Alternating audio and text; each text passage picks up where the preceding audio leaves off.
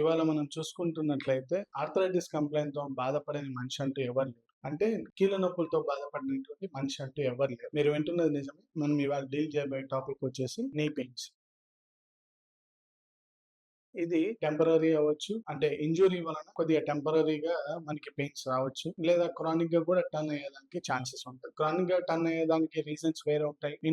టెంపరరీగా injury వలన కొన్నిసార్లు నొప్పి రావడం అని కూడా మనం చూడగలం. మెయిన్‌గా ఏమవుతుంది అంటే పెయిన్ అనేది ఎక్కువగా ఉంటుందండి. పెయిన్ సివియారిటీ డిపెండ్స్ ఉంటుంది. పెయిన్ ఎక్కువ తక్కువ డిఫరెన్షియేషన్ అనేది ఎక్కువగా ఉంటుంది. వాటితో పాటుగా అక్కడ ఏరియా ఎరుపుదనం కానివ్వండి, లైట్‌గా వాపు రావడం కానివ్వండి, అక్కడ వెచ్చదనంగా ఉండడం కానివ్వండి, ఇవన్నీ కూడా కొన్నిసార్లు స్టిఫ్‌నెస్ కూడా ఎక్కువగా మనం ఈ జాయింట్స్‌లలో చూస్తాం. నీ జాయింట్స్ దగ్గర యూజువల్లీ ఏమవుతుంది అంటే ఇంజ్యూరీ జరగడం వల్ల మాక్సిమం కొద్దిగా ప్రాబ్లమ్ అంటే పెయిన్ అనేది ఎక్కువగా రావడం జరుగుతుంది. ఇప్పుడు లొకేషన్ వైస్‌గా మనం ఏమేం ఇక్కడ ఇంజ్యూరీ జరిగితే ఎటువంటి కంప్లైంట్స్ వస్తాయి, అంటే ఈ పెయిన్ ఏ విధంగా దేని ద్వారా వస్తుంది అనేది మనం చూద్దాం. మొదటగా ఫ్రంట్ ఆఫ్ ద నీ, మనం ముందుగా అంటే మోకాలు ముందరి భాగాన గనక మనకి ఇంజురీ జరిగితే సరౌండింగ్ ఉన్న నీ ఎఫెక్ట్ అవుతే ఏమవుతుంది అంటే అది ఆర్థరైటిక్ పెయిన్ లోకి కన్వర్ట్ అయ్యే ఛాన్సెస్ ఉంటది. ప్లస్ ఇన్ఫ్లమేషన్ జరిగి ఆ బర్స్ అక్కడ ఉన్నది కూడా ఇన్ఫ్లమేట్ అయిపోయి పర్సైటిస్ కి వెళ్ళడానికి ఛాన్సెస్ ఉంటాయి.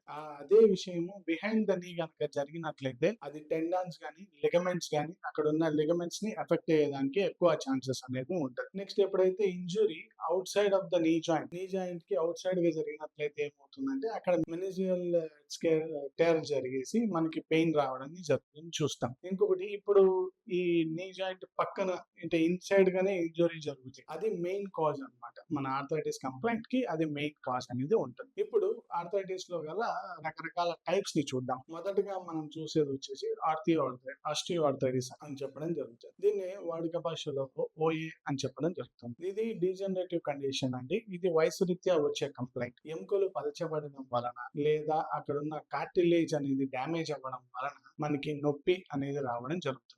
దీని ద్వారా ఏమవుతుందంటే కూర్చొని లేచేటప్పుడు డిఫికల్టీ ఉండడం, స్టిఫ్నెస్ అంటే ఎముకలు బాగా పట్టేసినట్టు అనిపించడం, రెస్ట్రిక్టెడ్ మూమెంట్స్ అంటే నడవడానికి కాస్త ఇబ్బంది కలగడం కానీ ఇవన్నీ కూడా జరగడం జరుగుతుంది.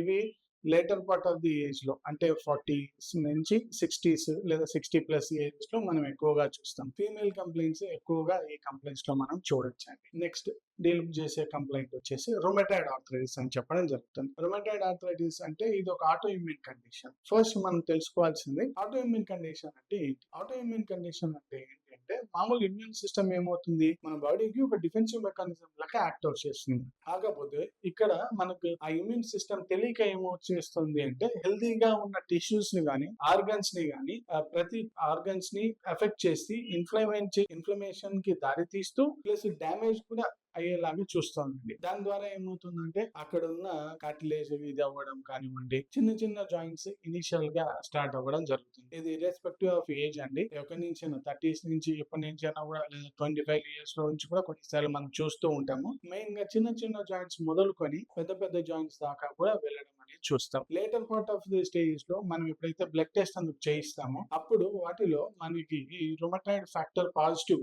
అనేది కూడా కనిపిస్తుంది. అంటే ఈ రుమటాయిడ్ ఫ్యాక్టర్ మనకి బ్లడ్ లో కూడా కలవడం వలన ఇంకా సిమ్టమ్స్ అనేవి బాగా ఉధృతంగా తయారవుతాయి. అంటే పెయిన్ ఇంటెన్సిటీ కానివ్వండి, ఆ స్టిఫ్నెస్ కానివ్వండి, ఈ వాపులు కానివ్వండి, ఈ చిన్న చిన్న జాయింట్స్ దగ్గర కూడా వాపులు అనేది రావడం ఎక్కువగా చూస్తాం. వేళ్ళు అనేది బెండ్ చేయడానికి కూడా చాలా ఇబ్బందికరమైన పరిస్థితులలో కూడా ఇటువంటి కంప్లైంట్స్ అనేవి మనం చూడగలం. ఇది రుమటాయిడ్ ఆర్థరైటిస్ తాలూకు లక్షణాలు. నెక్స్ట్ ఇంకొక కంప్లైంట్ వచ్చేసి గౌటీ ఆర్థరైటిస్ అంటాం. ఈ గౌటీ ఆర్థరైటిస్ అంటే ఎక్కువ ప్రోటీనేషియస్ ఫుడ్ తీసుకుంటున్న వాళ్ళకి ఎక్కువగా వచ్చే కంప్లైంట్ అండి. అంటే మనం తింటున్నటువంటి ఆహారంలో యూరిక్ యాసిడ్ డిపాజిషన్ ఎక్కువ అవ్వడం వలన అవి జాయింట్స్ మధ్యలో అది ఒక కల్లుపు లెక్క ఫామ్ అయిపోయి ఒక సెడిమెంట్ లెక్క ఫామ్ అయిపోతుంది.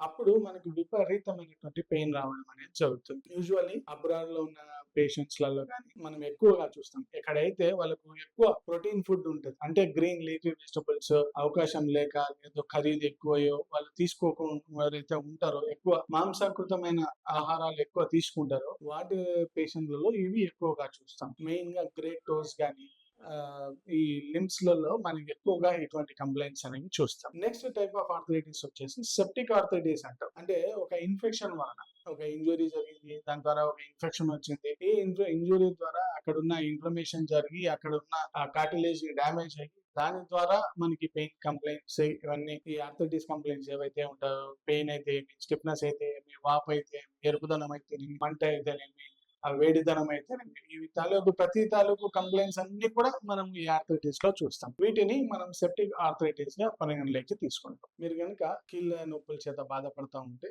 కింద ఇచ్చిన నంబర్‌కి కానీ లేదా దగ్గరలో ఉన్న డాక్టర్ కేర్ బ్రాంచ్‌ని గాని సంప్రదించగలరు.